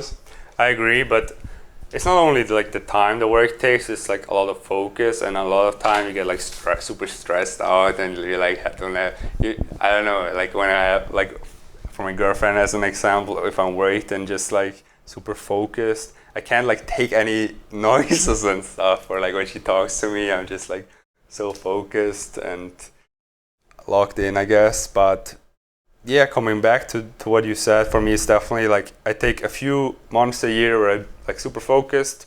Like some people call it monk mode, where you basically where you're just locked in. You have like a specific protocol which you do each day, which is routine. Routine. You go to the gym. Then you, I don't know, have like work blocks for a few hours a day, and I don't know, you cut out all unnecessary stuff that takes away your focus. I do want to ask you a bit about crypto, and we'll start like wrapping up kind of, but sure. I also want to ask you if you were, because we've talked a little bit about offline about you were thinking of potentially doing more bases as well. Than Panama. Is that something that you're still looking into? Yes, for sure. Since, like, I know this like is against the title of this podcast, but I'm like not. If you say Asia, I'll smack you. No, it's cool. I'm not like the hugest fan still of like Latin America, and this is not because I don't like it, man. I spent 6 months here. I like Panama a lot. I love the islands in Panama. Panama is probably the best beaches I've ever seen in my life. Like even nicer than somewhere in Thailand or I don't know where. Wow. Okay. Like I really enjoyed my time there. I also like Mexico right now a lot. Like it's a great base. Mm-hmm. Why I like Playa is because I don't know, it like gives you everything. It has like malls and stuff. It has beach, like not so far, especially if you're like locked in on working. Like in Tulum you need to like go half an hour to the beach. But here it's super chill but yeah, like since I'm not that person that like want to fly around the world all the time, I want to have like fixed bases and not too many. Maybe I'm thinking like 3 to 4 bases that I want to like spend my time in. Like maybe have a few more years, like 3-4 more years where I just like travel around without owning like apartments and stuff, or like without owning I don't know, land and really build the bases. But down the line, I want to definitely settle, I guess. Like, not settle on one place, but like have specific locations where I spend my time. Like, as like 3 to 4 places. And right now, it's looking that it's probably not in Latin America. Like, I even though I'm not paying taxes in Switzerland, I left because of that reason. I still like Switzerland. I still like Europe. And Europe is definitely an amazing place and definitely one of my bases. And if I'm considering right now Asia, where I spend a lot of time, and Latin America, I would definitely choose Asia for myself. I don't know, I'll just like the people here are super nice, but they're also like super lazy and everything. Like Latin America just has like this siesta culture, like Spanish culture, where they're lazy and I don't know, it's not like this. You don't feel like in Asia, people are more like hustlers, I think. Like they more try to make things work, and it's more like, I don't know, stuff works more, and service is higher in my opinion. Like if you go to like here, sometimes service is super bad. Like I don't know, cleaning lady doesn't clean so amazingly, and I don't know, even like in restaurants or hotels where we would like expect like high quality service. I think it isn't like that high. Also in Panama, man, like in Bocas, like I don't know, like in front of one touristic place, like those benches are broken. Like I went there twice and bench, like after 8 months, bench was still broken, and they sit on the broken bench. They sit on it every day, but instead of like just repairing it, which takes like 20 minutes, they just like sit on the broken bench, I guess. So I don't know, it's just like cultural thing. And I also think like in Asia I get more for money. Like I could get like secret places, secret apartments. Also Asia is like way safer. I mean, it feels safe here, but it's also like on the street it's like 1,000 military guys everywhere. And Asia has like as low as of a crime rate as like Switzerland, and it's crazy. Like Indonesia, which is probably has even like way more people below poverty than here, but they have like zero crime rate. Like there's no people killing each other. There's definitely a lot lower crime. It's definitely cheaper. Yeah, I feel safer there. It's cheaper. Do you ever just feel like an alien though? Like everyone, like, you know, not you really. Look so different than people. That's actually what's not in Playa, but more. Not me, man. Like I'm brown. My name is Ramon, which is a Spanish Latin name. So people more like expect me to speak Spanish and don't look twice. But with my girlfriend, which is completely blonde, a German girl, like blonde eyebrows, blonde, I don't know, everything, just white as fuck, and just blonde, long hair, man. She definitely, like, especially in Panama City, man, it was crazy. Like everyone looks at her like she's an alien, and I haven't seen any other blonde girl in Panama City, bro. Yeah, you also go to northern Mexico. Tijuana. Shit like that. Monterrey. Okay, I don't actually know too many places in Mexico, but yeah, I don't know. Like, if I would need to say you right now where I want to build my bases, it would be probably in like Northern Europe, maybe Italy, if that's possible. Like the tax situation, or like other places in Europe, like is maybe south of Spain, like near Marbella or something, or like Portugal, super in the south, Lisbon. Yeah. These are Canary Islands. Yeah, maybe not even. I don't like them too much. But these would be my best place in Europe, and then maybe in Asia would be probably Thailand. Like I like Bali a lot. Bali, you can build like a super amazing villa for like super cheap, like in comparison cheap, like for like a few $100,000. You can build like a place that would be a few million in like LA or whatever, you know, for like the same quality standards. That's also something that I don't like about here, like the quality standards. If they build something, like the most buildings or like most stuff that they, like the coppers and stuff, they're just like broken, or like the electricity doesn't work sometimes.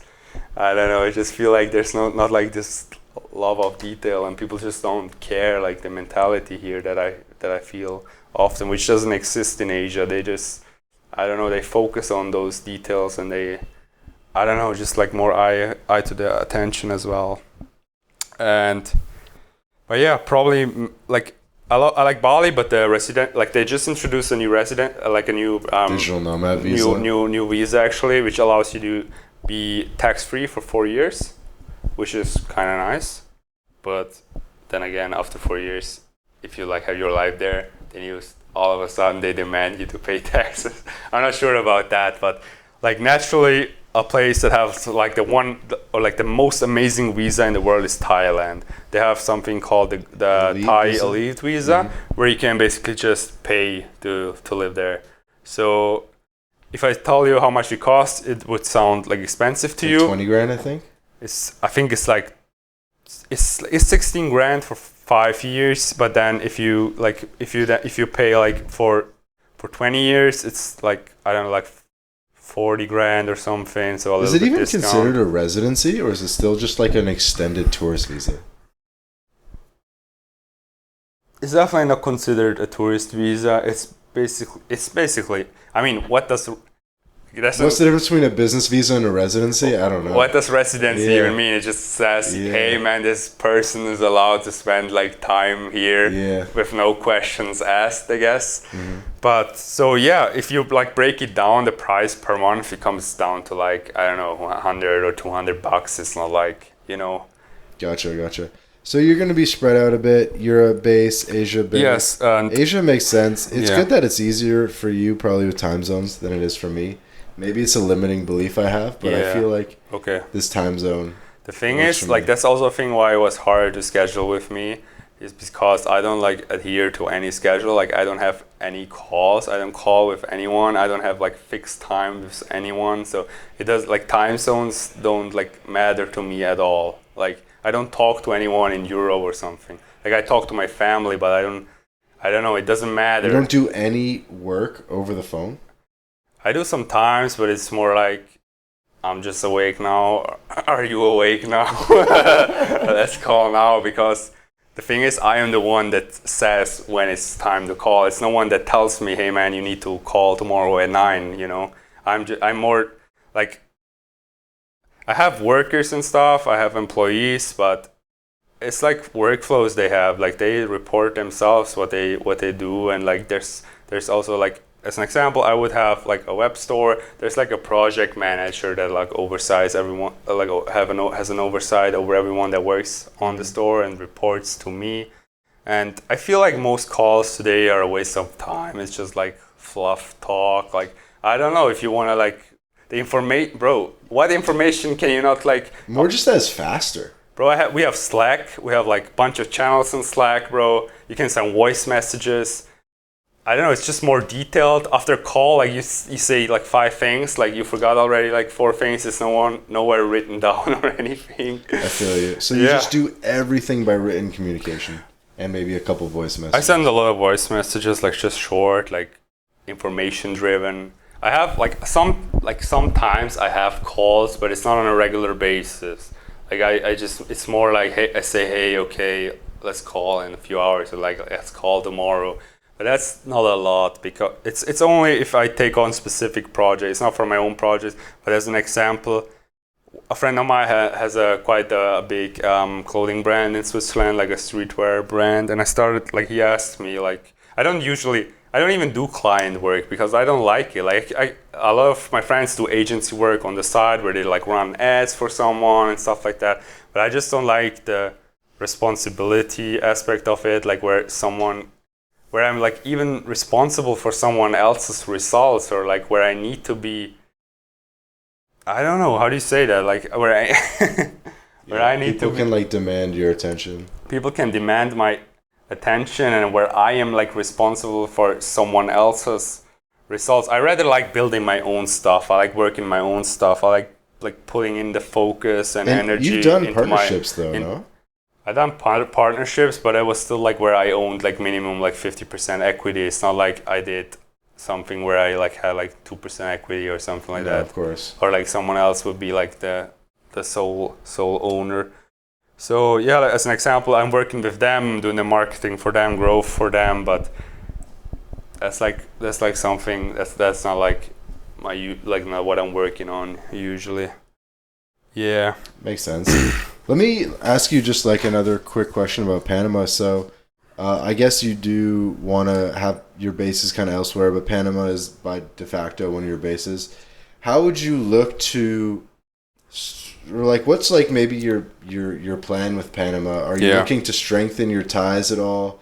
Maybe like a couple of years, like, do you want to get like a driver's license as well? Do you want to eventually maybe buy a house just to help strengthen the tie? Maybe like an apartment that you can rent out or something. Do stuff like that. Yeah, that's an interesting question, and I'm super open to all of that stuff. Like, haven't made like any clear decisions yet, and I'm often like, there's this one channel on YouTube like Panama Equity or something. Okay. I'm just like looking at what's available for like, I don't know, to buy all the time, and it's like super interested in all this like real estate in many places. For sure. And let's get a big farm. Yeah, man, like farm in Paraguay, bro. Yeah, that's interesting to me too. But yeah, I'm not even sure like about the future with Panama. Panama is definitely like my main residency for now, and I don't know, like everything that you do in life serves its purpose, I guess. And even if Panama would only be my residency for like 2 or 3 years, and then I found another option for me to do, like main thing to do, it wouldn't be like that I would regret it, or just I think I wouldn't even like let it go to that way where my residency would like be, I don't know, like expired. Yeah, I would still like keep it active in even if just like as a back pocket option. You never know, man. Now we have the pandemic. No, it isn't like, dude, it's gonna get way harder. Bro, this pandemic isn't even something crazy, but it shows what could be possible. You know, if something really serious would come, you could only go wherever you were like a resident from. I don't know, you just want like a couple options, man. I don't know, like I have 2 citizenships. I would even consider like buying a third one if I just had like the cash sitting around and wouldn't care, I guess. Right. If it's a small percentage of your net worth. Like, yeah, for sure. I mean, like I feel like every single dude with 20 mil should buy one of those 100K 20 mil passports. for sure. Yeah. I think you should do the Paraguay one, man. It's so cheap. It's like no downside.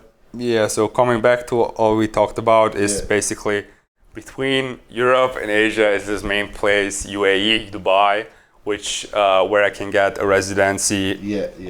Fairly simple. It's also like 5 to 10K investment, has like some like returning costs every year, which is like 4 or 5K or like 3 to 4 or 5K. Ooh. Yeah, that's for the company, but maintaining the company. But there's something else about Dubai, which is that the company is actually useful. So it's not like the Panama company that's like completely useless and you can't get any like bank or residency and it's in every blacklist of the world. That's not the case in Dubai. So Dubai companies are actually useful. You can get super great bank accounts for them. They're like actually Panama is one of the only countries that is on like the banking blacklist, which sucks for Panama. Like I know people that got all of their bank accounts canceled when they like told the bank that my residency is now Panama, because Panama is like on a blacklist since like 2019. That's things that change like all the time. Papers. That's something that changes all the time. So in a few years, like the outlook on Panama could be like completely different, you know. But yeah, I don't know. I like Dubai. A lot of my friends did the residency there, like most of them, like Germans, like Europeans, dropshipper guys, I don't know, just online guys, crypto guys. It's super crypto friendly. They're super open to business. Yeah. There's 0% company tax, 0% personal income tax, 0% capital gains tax. Basically, they have no tax at all, beside some like value-added tax on like stuff you buy, which like every country has. Consumption, which only exists since like 2019. So they just like put it like it's a new tax. But that doesn't even matter to me. Like, I don't know if I will spend time there or not. I'll just get probably Dubai residency this year.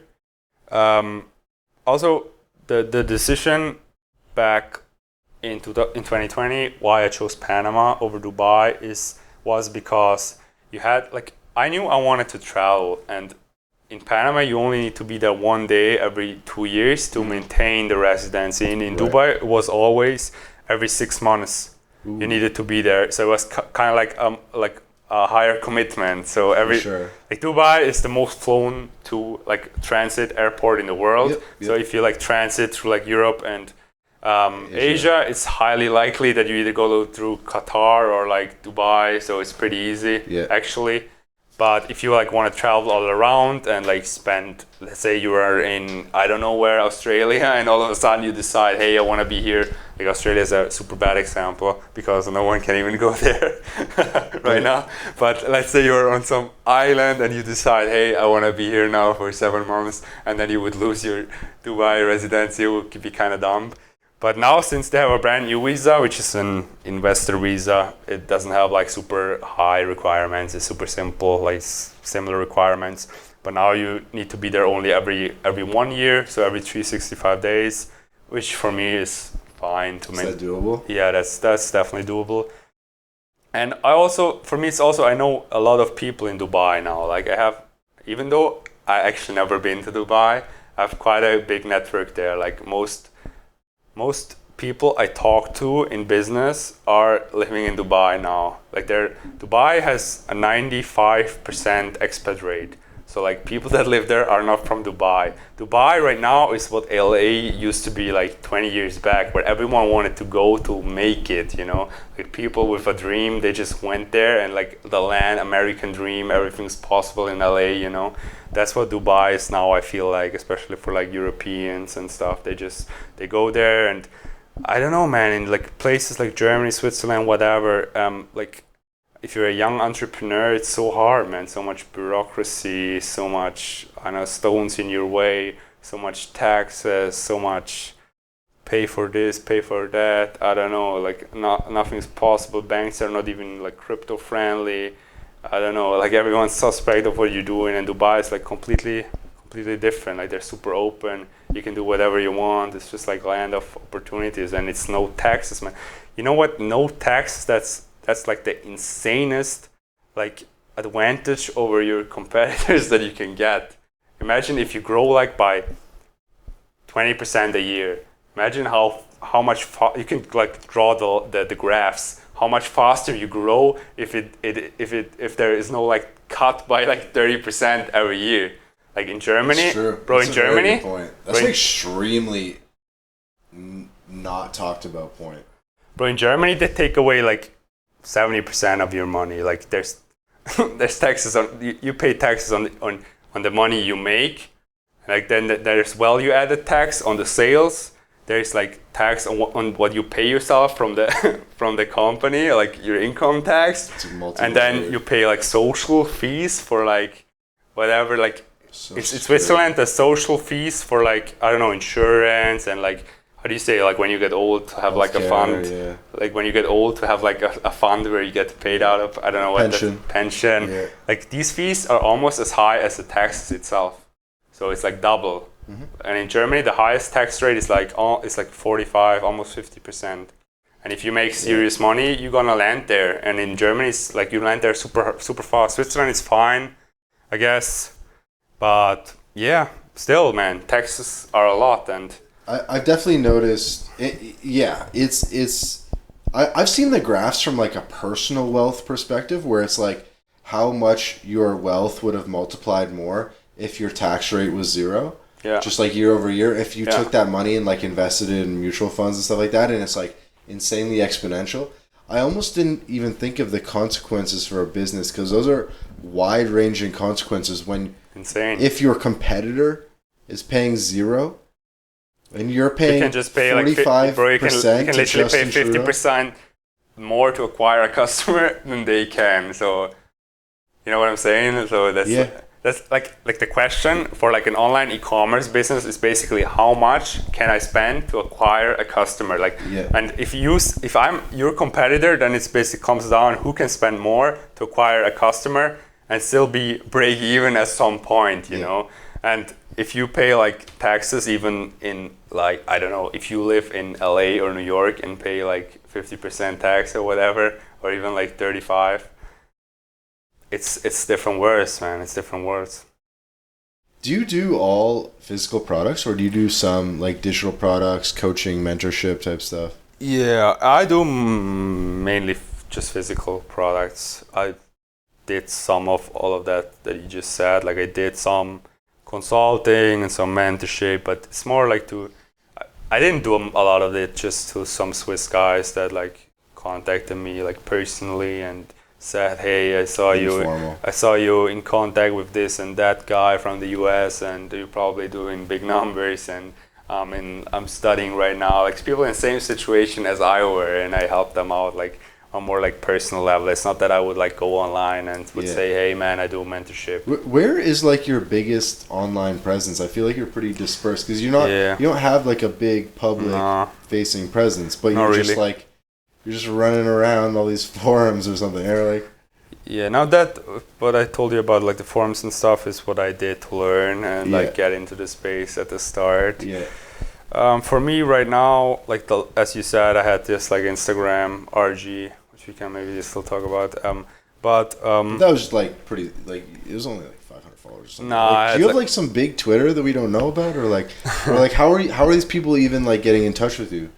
Yeah, no, on Instagram I had like 1,500 followers. Yeah. And this was like super niche following. So only people, like even though I had like not so many followers, like the big guys that have a lot of followers, they still follow me, and I'm still in contact with them. And like one guy from Germany that has like a lot of followers and is like the main brand building guy. I built a brand with him, you know. I was the guy that built his brand, and he follows me, and some people know that. And I don't know, it's not for me. It's I never like attacked or like no, I never planned to like build a huge personal brand. That's the thing. So I never like tried.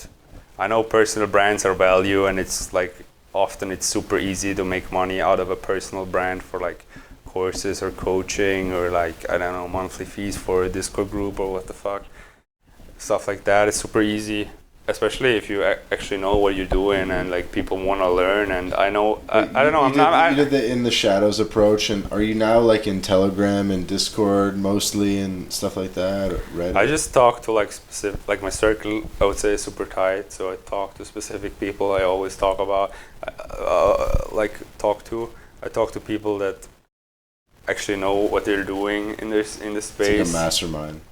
Yeah, kind of like we have some Discords where like we only allow like where we like we only allow people that we actually know that are doing numbers. Like bro, like drop shipping is super. Like all online marketing is super toxic space. I feel like I don't know. It's a lot of beef and like a lot of people that just like talk. It's like mostly it's just talk, and like most people, like I was never the guy to sell knowledge, you know, and like most people that sell knowledge, they don't like have achieved it themselves, in my opinion. Like obviously there are guys, but most of them haven't, because like running a business takes a lot of time too. And yeah, it's like you can sell knowledge or you can sell like a actual thing. Like selling knowledge often is a super easy way to make money, and it's a super easy cash grab as well. Like not even talking like launching a course, but I know one guy. 0%, you know, marginal. Yeah. I know one guy.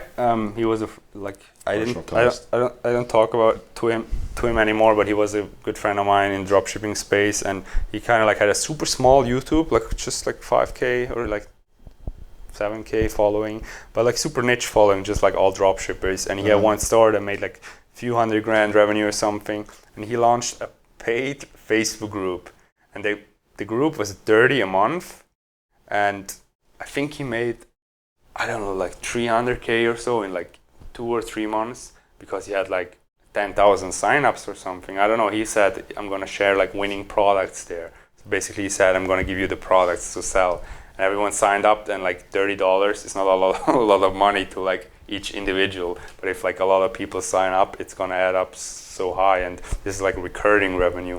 People pay, like it's like super easy to make money, I think. Like super, like especially if you, I don't know, man, it's like it's an easy cash grab probably, but in the long term, if you build a serious brand or something, brand is just an example, like an e-commerce brand, the most money comes only with like an exit, you know.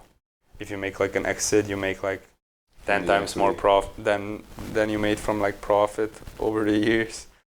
And so are you like building up stores and selling them? And then my other question would be, like nowadays, how much of your time are you spending on e-commerce / drop shipping versus on crypto or other totally different things? It's a good question. It depends, I guess. Like it changes all the time. I have just one store that I'm mainly working on since like half a year that works really well, that I try to like grow into a more long-term brand. It's always a transition. Like drop shipping is a great model to start out, and I would still encourage everyone to that.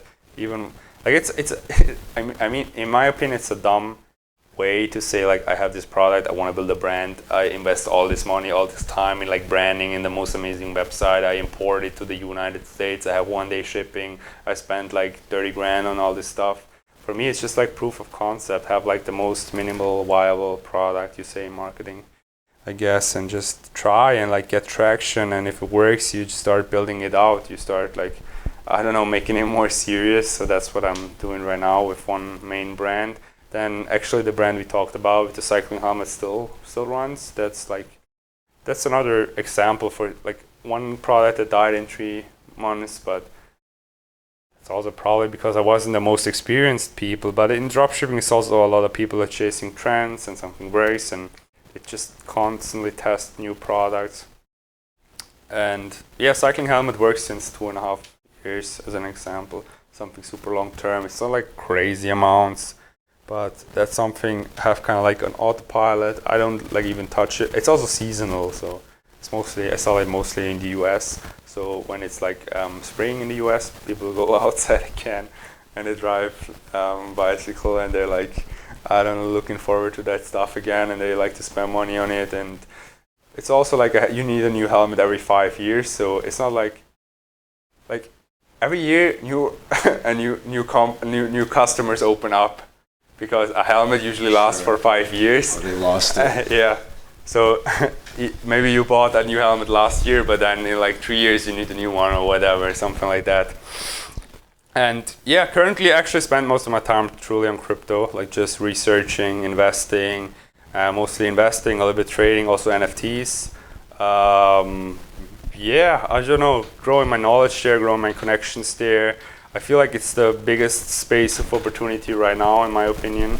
It's like internet 1989, just with like a factor more in growth. Yep. And yeah, I don't know, I'm looking to get into more projects myself, especially in DeFi. That's what interests me, is decentralized finance. Also NFT is interesting. I know a couple guys that launched their own NFT projects, and I don't know how long this stuff lasts, but right now it's like a gold mine, you know. Sometimes for investors, if you know what you're doing, but especially for builders, you know, if you like build your own stuff, if you like integrate into communities, and if you build on top of communities, I feel like, yeah, stuff is, I also feel like it's not going away, like it's not like just here for a few months, but right now it's definitely like Wild West, you know. It's crazy. Agreed, man. Yeah, I definitely want to do more in that space as well. Yeah, I think we can pretty much wrap up. We've definitely gone a little while. Yeah. Yeah, is there anything that you wanted to shout out or promote? Not really. Like, what I told about my Instagram is that it's banned right now. So the thing about Instagram and these OG names is like it's a super. People want to take it from you. Yeah, I don't know. It's like, how do you say, it's a corrupt game, you know? People pay for those Instagram names. They're like highly valuable. People trade them, and Instagram cracks down on that stuff. They just like, there's one forum called the OG Users, which is like where people trade usernames and like buy and sell like services, like band services and like stuff like that. And yeah, Instagram banned like 750 names last year in just like 2 days or so, like a crackdown on those names. And thing is, it's probably that someone paid like someone internally at Instagram to get my name down, because I got it disabled already 2 times last year, but I got it back through my guy. Like, I'm a huge spender on Facebook. Like, I spend 7 figures on Facebook marketing, and you get like a media panel, yeah, where you like you get a rep. Yeah, you have a rep where you can talk to, and you can get stuff like that back pretty easily. But now it's, I don't know, I tried many reps, I tried guys that have connections, and I haven't been able to get it back in a few weeks now, like almost a month. And it seems like someone else had a rep too, and they try to get your name, man. Like, out of those 2 other names, there's not a lot left, and they have like kind of like value, like they have a lot of value. Like, thing is, I also bought mine like two or 3 years back, which is also an issue. Like, I wasn't like the original owner of it. Like, I don't have the original email, wasn't mine, as an example. And it seems like that in this dispute, like at first I was still able to log in, and it showed like it was disabled, blah blah blah, for impersonation, which is a trick they use. They kind of like make a profile that it looks exactly like yours, same profile picture, same pictures, and same bio and whatever, yeah. And they just like mass report you for impersonation, and then they wait like a few, I don't know, like 60 days, and then the name gets available or something. But it seems like in this dispute now that my account got locked or something. So I'm still trying to get it back, but on the other hand, I don't fuck with Instagram too much anymore. Like I liked Instagram a lot because I built mainly my main connections in like business I built through Instagram. So like all the people I know with whom I built brands, which I kind of like, I don't know, are my best friends are my best like online friends and stuff. I built them those connections, which brought me a lot of money too through Instagram. And I think it can be a powerful tool for that, especially also personal branding, if you use it the right way. But if you just like use it as a user, then I feel like it's like super brain numbing, and I don't know, it doesn't like give you a lot of value. Just scroll through Instagram, and if you use it for yourself to build a brand and stuff, it's super powerful. But like the other I don't think like the posts from looking at posts from other people like gives you a lot of value on Instagram. For sure. Which is different on Twitter. I feel like I've started using Twitter, crypto Twitter, when I started getting more into crypto, which was like early last year into DeFi, and I feel like on Twitter like it's a super short, exact tweets. Well written. Short tweets, like straight to the point value, you know, and you can follow those specific people, and it's not like, I don't know, on Instagram everything is like superficial, like it has no no value. It's just like a facade, and like everyone's flexing on everyone. And even I felt like like when I started traveling this year again from Germany in September, like for 1.5 months straight, I posted every day like the best of my life, like the steak dinners and like the sick beaches and I don't know, the 50-story view from Panama City. But then again, that's what everyone's doing. They're just showing like their best life, and I don't know, if you're just sitting there at home, you just get anxiety, man, and I don't know, you feel like that's what their life really is. But then again, if you see it for yourself, like you're struggling every day with your own stuff, like even if it's not like, even if you're like one level above them, you still have your struggles every day, and I don't know. So I feel like I get way more value out of Twitter, so I'm on Twitter. Yeah, but I don't have a lot of followers. I started posting sometimes. I post some stuff, but yeah, that's that. Cool, man. So I mean, I'll link your Twitter. Yeah, you can if you want. I mean, it's up to you. Yeah, I wanted to ask you though, what's like your like. Coming from marketing, like what's your like how do you want to like grow this, or like what's your goal with the podcast? Well, My Latin Life has been around since 2014. Oh, really? The blog. So I bought an existing business. Oh, you did? Yeah, I bought an existing business, and now I'm sort of like taking it in a slightly different direction. But it has like an existing fan base, and existing traffic and stuff, and then gonna build out some useful products and community stuff for people, you know. All right. Build some products around second residencies, around moving to Latin America, living in Latin America, digital nomad tips. Okay. And so advanced tax stuff. It has like a bunch of content on it already. Yeah, like blog posts mainly. Yep. All right. Like how many blog posts or something? Maybe over 200. Yeah. Yeah. And like how much like traffic or visitors does it get? I don't want to say. You don't want to say? No. Yeah. Not on the podcast. All right. But yeah. All right. Sure. I'll share some of that stuff later, but for sure. But yeah, man. You want to just like you just started the YouTube channel like to it now, or did the Correct. YouTube exist as well? The YouTube's new. The podcast is new. All right. When this comes out, this will be episode like 5 or 6, probably, so something like that. You're gonna post to YouTube somewhere else, Spotify or something? Yeah, it's on Spotify. It's on Spotify, Google Podcasts. Trying to get on Apple Podcasts right now. Yeah, nice. Cool. All right. Yeah, man. Well, thanks for coming out of monk mode. To do this interview. You'll have to like send this off to your old, internet friends. I think they'll get a kick out of it. Yeah, for sure. I'll do that. But will you actually go to Panama as well now? Like on March or something? Maybe we can like continue our talk, you know? Yeah, for sure, man. we can talk about if we're going to Carnival. It felt like 20 minutes went by or something. I know, dude. It's crazy. Carnival might happen in Panama. We'll be sick, man. And I didn't even know it existed. Thanks All right, bro. Thank you. Yeah. Yeah. Okay, that's it.